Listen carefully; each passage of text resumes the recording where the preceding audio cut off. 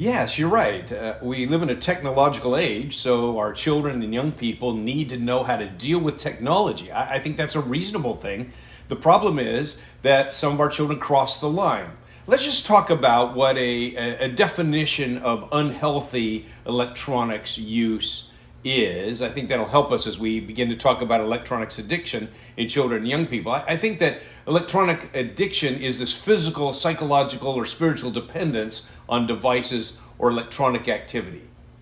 In most cases, the individual is not able to pause or stop or disengage the interaction for any length of time.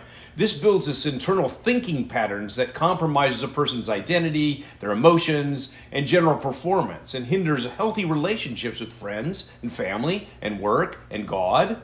That's an unhealthy use of electronics. But there is a healthy use of electronics, and I think that when someone's wise in their use of electronics, they can gather the necessary and helpful information for use in life. It's a source of learning and problem solving.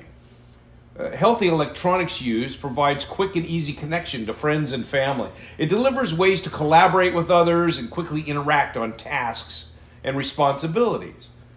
Cell phones are a servant, not a master.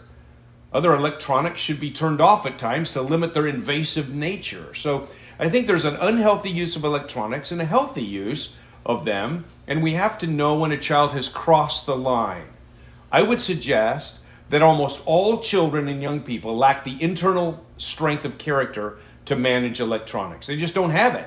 And that's where parents come into the picture. But there are two problems, I think, that parents must overcome before they can start addressing electronics in their kids. The first one has to do with pleasure. Some children believe that pleasure is their job. Having fun is the main job of their life. And some parents believe that pleasure is what will help a child have a greater sense of self-esteem or feel better about life and have a good identity. But that's a lie. The problem is that if you pursue pleasure, you end up with addiction. Pleasure is a byproduct of a responsible, contributing disciple of Christ. And when you have that internal strength, then pleasure is this byproduct and we can enjoy it. We can't pursue pleasure as our goal. If we do, we get into trouble. And children need to have this vision of being in a mission in life. That's what adolescence is all about. It's this vision that they have of a mission in life. That's the first thing. The second thing that parents need to deal with is this fear of conflict or they have this, don't want to talk about it. One, because they believe if they set limits on their child or the child's upset, that this is going to also contribute to poor self-esteem, which is, it's not the case. What we need to do is help children wrestle with these things in their life so they can come out to be a better place.